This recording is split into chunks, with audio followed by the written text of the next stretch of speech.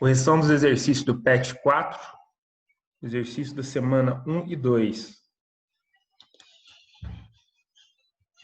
Uma força de 14 newtons atuando sobre o objeto em movimento altera sua quantidade de movimento em 7 kg/m por segundo. Durante quanto tempo essa força atuou sobre esse objeto? Tirando os dados, a força é de 14 newtons. Ela atua sobre um objeto provocando uma variação da quantidade de movimento. Então, a variação foi de 7 kg/m por segundo.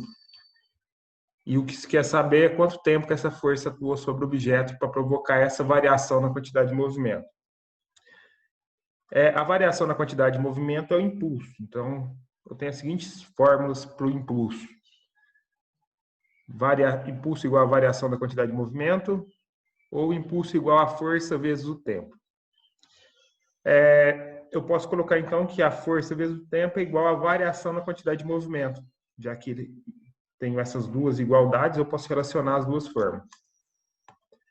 Então, força vezes o tempo igual a variação na quantidade de movimento. Se eu quero achar o tempo, eu passo essa força dividindo do outro lado. Então, tempo é igual a variação na quantidade de movimento dividido pela força. Substituindo os dados, tempo é igual a 7 dividido por 14, tempo é igual a 0,5 segundos, que é igual à alternativa D. Para uma mesma variação de quantidade de movimento, mesmo impulso, podemos ter na relação força vezes tempo, diferentes valores de força e tempo. Esse fato é utilizado por boxeadores experientes na tentativa de diminuir sobre eles os efeitos dos socos desferidos pelos seus adversários. Um boxeador experiente é capaz de recuar e escapar ou amenizar os efeitos de alguns golpes. Vamos considerar uma situação em que é desferido um soco sobre um boxeador. O soco pode ser interpretado como uma força, ou força média F, atuando sobre alguma parte do corpo do boxeador, a cabeça, por exemplo, durante algum tempo T. Seja F igual a 1.500 newtons, essa é a força, T igual a 0,08 segundos, esse é o tempo de duração, e o I igual a 120 newtons segundos, isso é o impulso produzido pela força vezes o tempo, nesse soco. Se o boxeador é inexperiente e move-se na direção do punho do adversário, diminuindo pela metade o tempo T de contato entre a sua cabeça e o punho, qual seria o valor da força F para o mesmo impulso seja produzido? Essa foi uma boa escolha de movimento para o boxeador? Descreva uma boa estratégia para o boxeador diminuir a força do golpe do adversário baseando no princípio do impulso. O tempo vai ser diminuído pela metade, já que ele vai se aproximar do soco. O tempo era 0,08 segundos, dividido por 2, 0,04 segundos. A força é o que eu quero saber, que vai produzir o mesmo impulso de 120 newtons segundo. Utilizando a fórmula do impulso é igual a força vezes o tempo. Eu quero achar a força é igual a impulso dividido pelo tempo. Substituindo os dados, 120 dividido por 0,04, que é igual a 3.000 newtons. Ou seja, dobrou a força. Essa foi uma boa escolha? Não, a força é muito maior que ele vai sofrer ação, né? Então não foi uma boa escolha. Uma boa estratégia seria aumentar o tempo de contato da cabeça com a mão do adversário, diluindo a força no tempo, provocando uma força menor, né? Sobre a ação.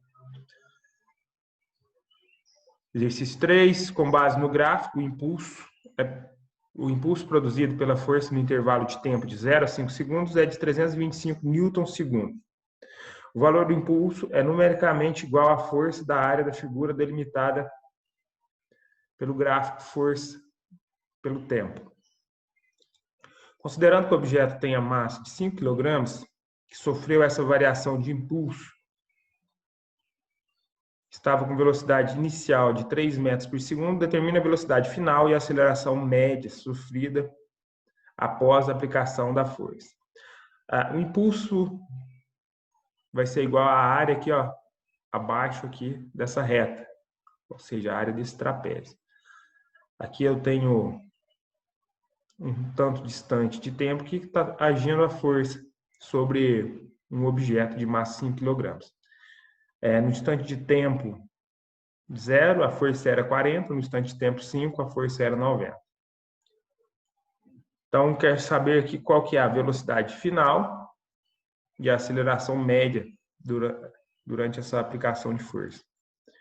Tirando alguns dados, o impulso 325 newtons/segundos, a massa 5 kg.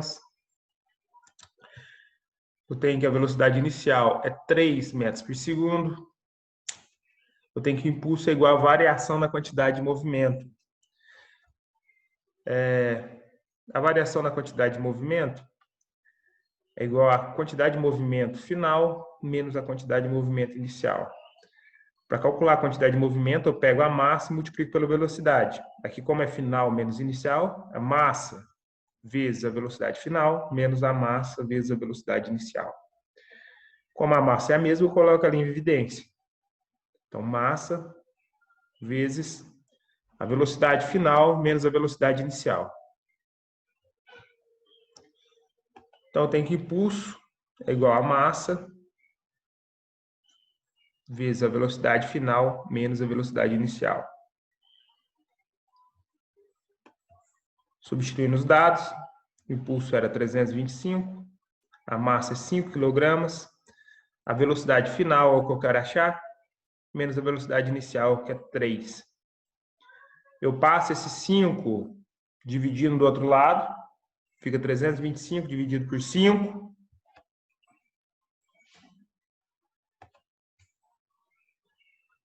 Então, velocidade final menos 3 é igual a 325 dividido por 5. Velocidade final menos 3 é igual a 65. Dividindo 325 por 5 dá 65. Esse 3 está subtraindo, passa por outro lado somando. Então, velocidade final é igual a 65 mais 3, que é igual a 68 metros por segundo. Então, a velocidade final vai ser 68 metros por segundo. A aceleração é igual à variação da velocidade pelo tempo. A variação da velocidade é igual à velocidade final menos a velocidade inicial. A final é 68 metros por segundo. A inicial é 3 metros por segundo. E o intervalo de tempo é 5 segundos. Então, velocidade final menos a velocidade inicial dividido pelo tempo. 68 menos 3 dividido por 5. 65 dividido por 5 igual a 13 metros por segundo ao quadrado. Essa é a aceleração média. 4. O airbag e o cinto de segurança são itens de segurança presentes em todos os carros novos fabricados no Brasil. Utilizando os conceitos da primeira lei de Newton, de impulso de uma força e variação da quantidade de movimento, analise as proposições de verdadeira e falsa. F para falsa e V para verdadeira. O airbag aumenta o impulso da força média atuante sobre o ocupante do carro na colisão com o painel, aumentando a quantidade de movimento do ocupante. Falso. O impulso ele vai se manter constante. O airbag aumenta o tempo de colisão do ocupante do carro com o painel, diminuindo assim a força média atuante sobre ele, mesmo na colisão. É verdade. Ela vai aumentar o tempo de contato, diminuindo a ação da força. A letra C e E também são verdadeiros. O cinto de segurança impede que o ocupante do carro, em uma colisão, continue se deslocando com um movimento retilíneo uniforme. É verdadeiro. E a letra E, o cinto de segurança impede que o ocupante do carro, em uma colisão, continue o movimento por inércia, diminuindo até mesmo anulando a quantidade de movimento do ocupante. Essa é verdadeira. E a letra D é falsa também. O cinto de segurança desacelera o ocupante do carro em uma colisão, aumentando a quantidade de movimento do ocupante. Não, ela vai diminuir a quantidade de movimento. Exercício 1 da semana 2. Um torcedor de futebol, durante uma partida do seu time na Libertadores, resolveu utilizar seus conhecimentos de física para explicar algumas jogadas. Nessa perspectiva, leia com atenção as afirmações a seguir e marque V para as verdadeiras e F para as falsas. A força que o jogador exerce sobre a bola ao chutá-la é igual à força que a bola exerce sobre o pé do jogador. Princípio da ação e reação, verdadeira. A quantidade de movimento em uma colisão inelástica, como o jogador chutando a bola a gol, não se conserva, pois as condições dos sistemas não são ideais. Verdadeira. Em uma colisão entre jogadores cabeceando a bola, o impulso que os jogadores sofrem é igual em valor, direção e sentido, não, sentido contrário.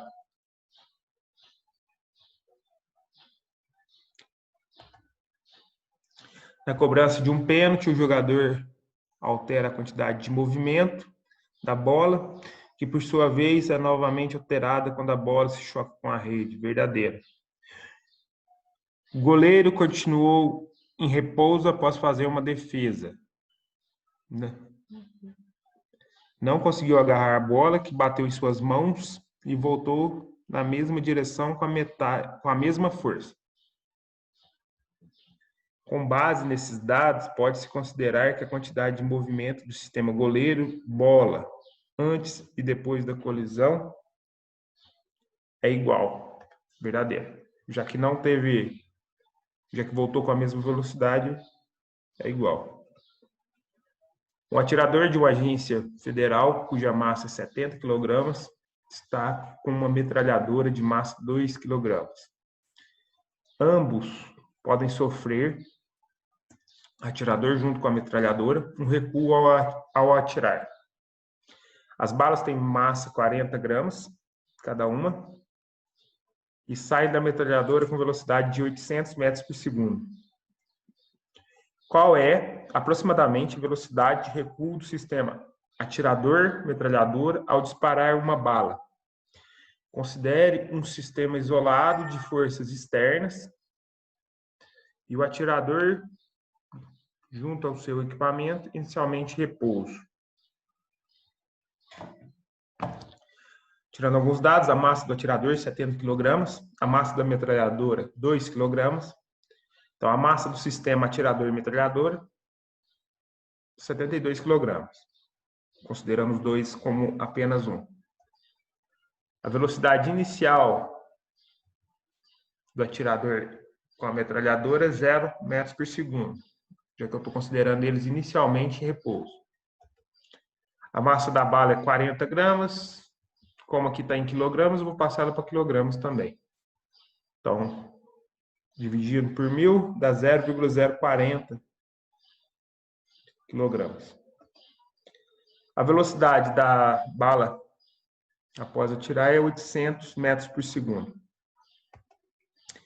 E a velocidade inicial da bala, 0. Então, tem que a quantidade de movimento no início vai ser igual à quantidade de movimento final, já que é um sistema isolado. Então, a quantidade de movimento vai se conservar. Então, no início, a massa, estou considerando aqui o sistema inteiro. Então, a massa e a bala, né? Como fazendo parte do sistema.